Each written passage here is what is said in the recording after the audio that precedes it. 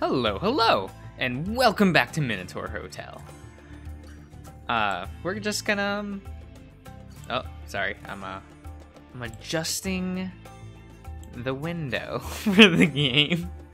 Don't worry about that, don't worry about it, it's all good.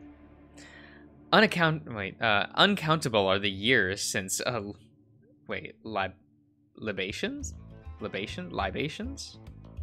libations were made at this little makeshift altar. First, the ancient masters refused the bull his private worship, and then Joseph the Merciful made it forbidden, along with all the other rites, to the pagan gods. Now, whatever power once lingered within it has long flickered out like an untended flame. But the prisoner's faith remained to this day, and a belief so ancient and wholehearted is no trifling matter. If you stir these cold ashes with your unshakable belief, Orestes, yes, it's hard. Something may manifest within this forgotten husk.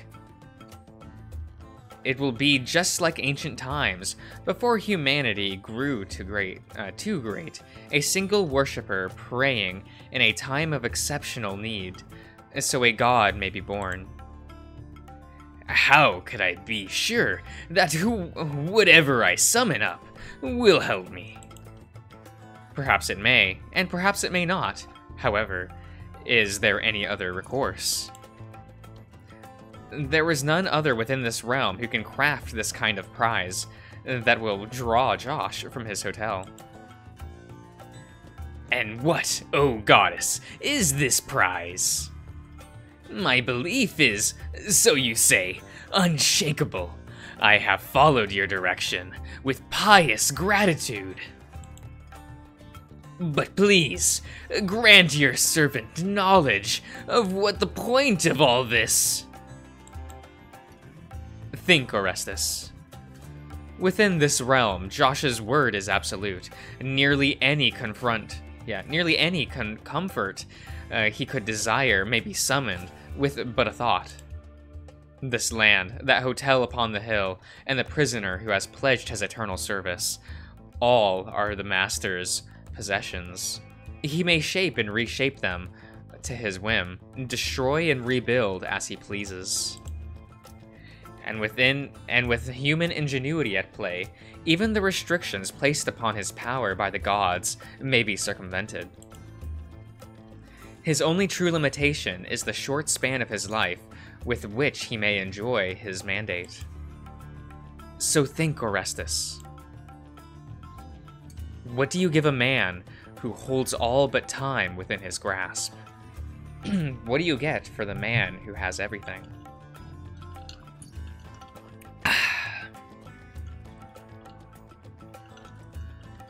We can all agree that's the best Superman story, right? For the man who has everything, you know, best one.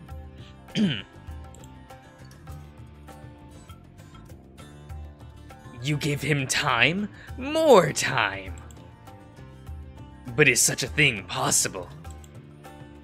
With certain limits, no mortal may be made truly immortal, unaging and undying. All threads measured out by the fates must be cut in the end.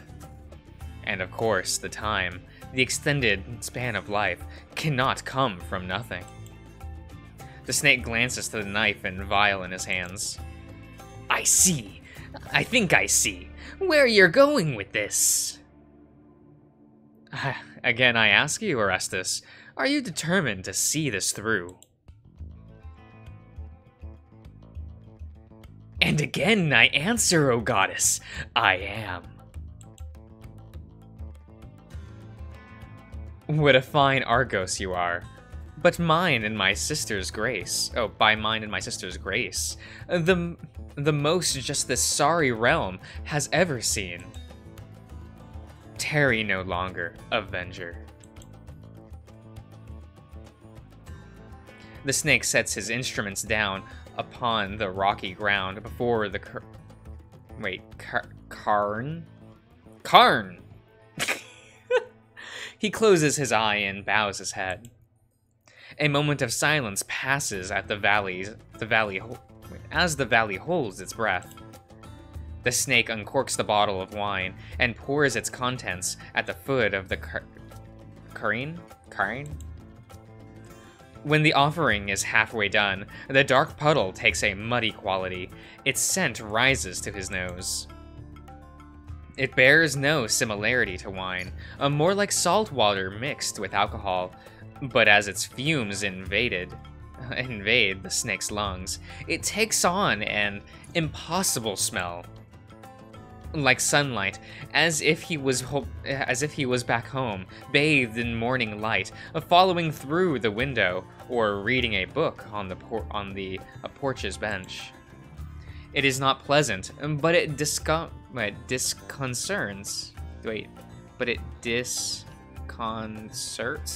him nevertheless. When the final drop falls, the snake begins to speak.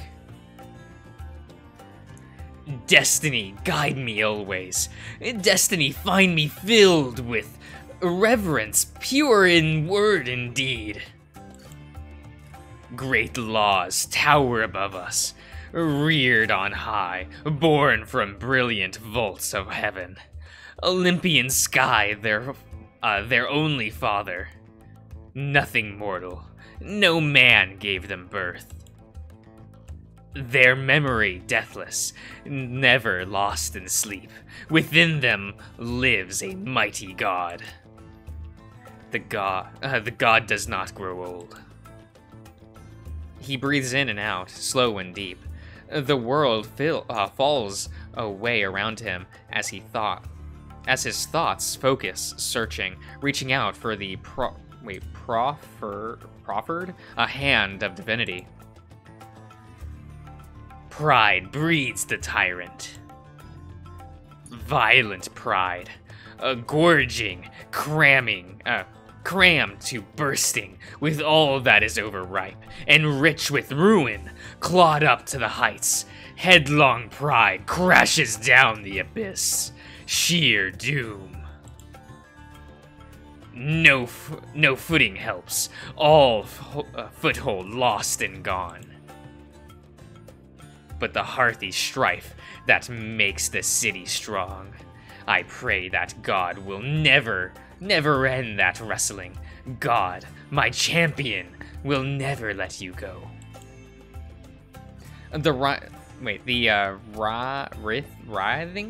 Writhing lights dance in the sky. Those flames unlatched from the kindling.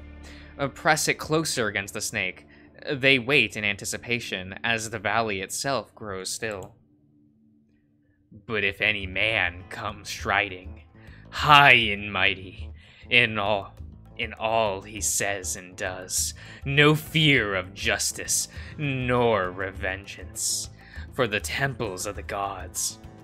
Let a rough doom tear him down, repay his pride, breakneck ruination.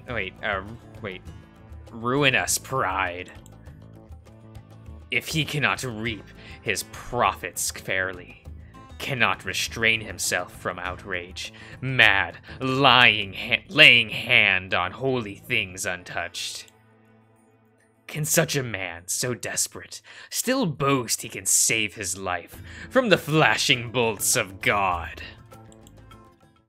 The snake's voice falls into silence once more, and in that silence, his question is answered. No.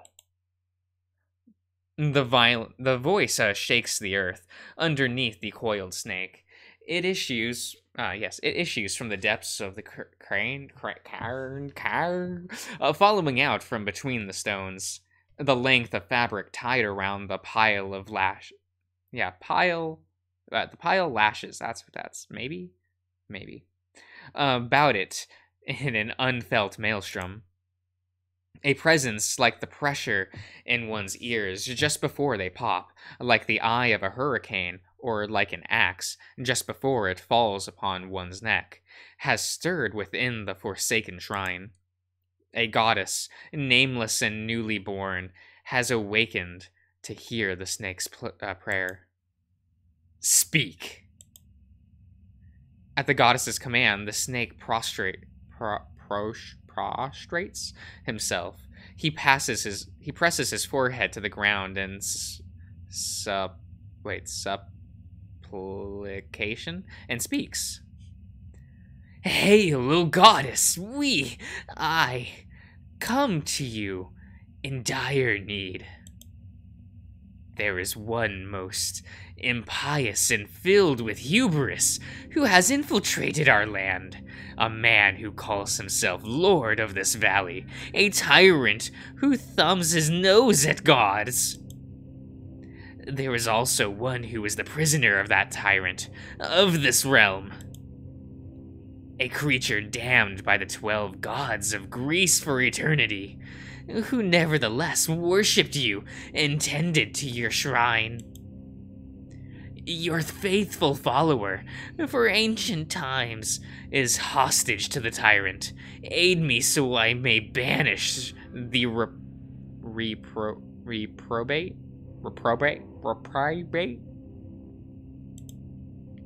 Yes. An old defilement we are sheltering. It is a deathly thing, beyond cure.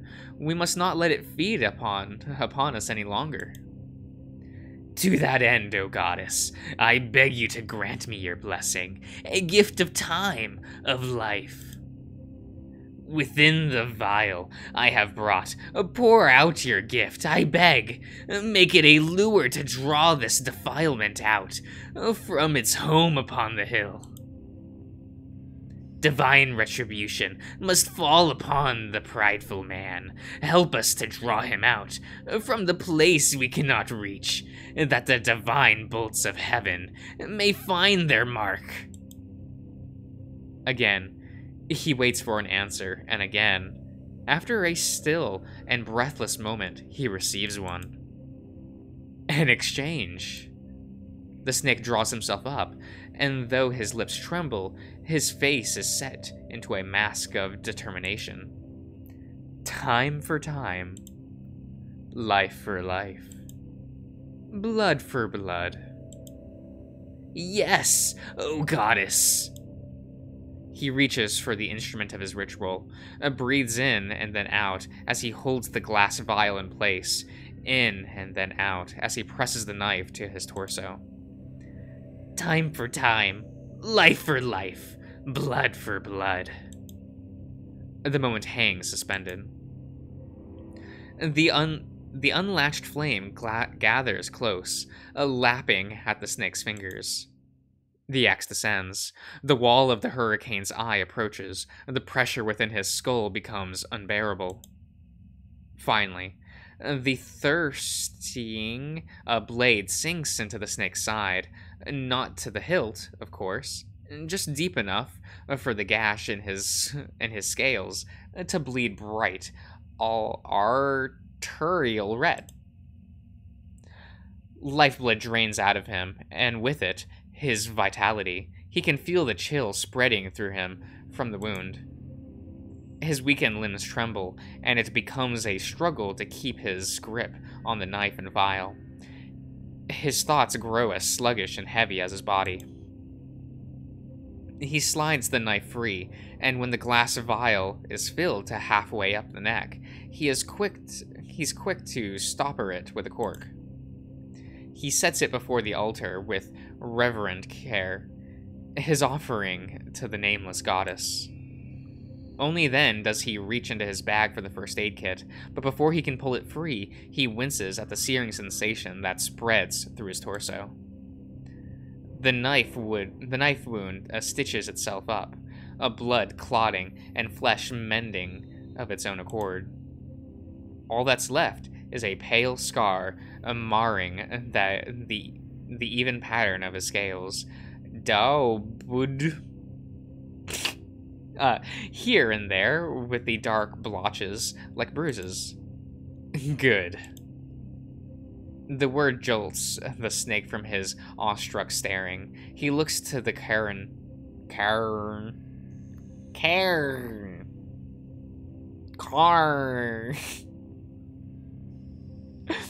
Words are hard. I don't know. That's fine. Gratitude for the goddesses of beneficence, right? Of his lips, and instead watches silently as she performs her blessing. The offering of his blood roils within the glass vial before the snake's eyes is curdled and darkens. Blood for blood, mortal blood transmogrified into the blood of divinity. Ichor, thick, obsidian black. Drink. Time shall be given. Now go. The snake doesn't argue, nor does he voice the many questions rushing through his mind. He gathers up his knife and the vial of ichor, still hot as though it had poured from the veins of Hestia herself, and leaves the shrine plateau. He is exhausted, body and soul. He sways with every movement, eager to collapse in his bed and leave the trials of the day behind him to the waking world. The vial of ichor, the tantalizing bait for a pride-drunk master, is tucked away along with the parting gift and another sealed bottle of wine, the last of the three offered to him when his mandate began. The trio of props lie safe and sound, awaiting to be brought forth in the snake's finest performance. Only then does he curl up and shrink into a dreamless slumber. But there is still so much to do, and the time in which to do it is quickly waning. The snake rises and leaves his hovel before the sun has a chance to peek over the mountain range. He steals through the silent valley to find what he seeks. Even after discarding his pelt. Oh, I'm sorry, Let me adjust the music. I'm sorry. That audio levels looked much quieter than than what the title menu had me to believe. Sorry about that. Even after discarding his pelt, the cruel barbs of a fiend tangle still pose a threat to one such as him. His knife darts out, dancing between the length of those writhing tendrils, and he gathers up the severed vines. We got there. A single drop of pungent sap leaks from the cut ends would be enough to poison, to paralyze, to send fire through the veins of whomever is unlucky enough to fall victim to those razor thorns. However, plump and mixed in with a dark and inky liquid, for example, a certain vial of ichor meant as a gift for a certain prideful man, its presence becomes nearly undetectable. It shall be perfect for the serpent's purpose. Apollo's chariot hangs high overhead when he reaches the next site of his brewing plot. A high hill far from Master Josh's hotel, barren and rocky, though the ground is malleable enough to be excavated. With his hands, and with the tool left behind by his shrewd predecessor, he begins to dig. It is not easy. The pit in his stomach, left by his sacrifice of vitality, gnaws within him. His shadow breathing and the insistent sting in the side weaken his efforts. The dull throb within his head distracts him, and he has to stop and collect himself every so often. When the last of the light has faded, the snake looks over the shallow hollow. He's managed to carve into the sandy ground. His expression twists as his arcing limbs tremble. A frustration burns like bile at the back of his throat and leaks in stinging wet heat from his single remaining eye. Damn it! How in Zeus's holy name am I going to do this? Okay, I think I'm going to end the part here, so I will see you around, everyone.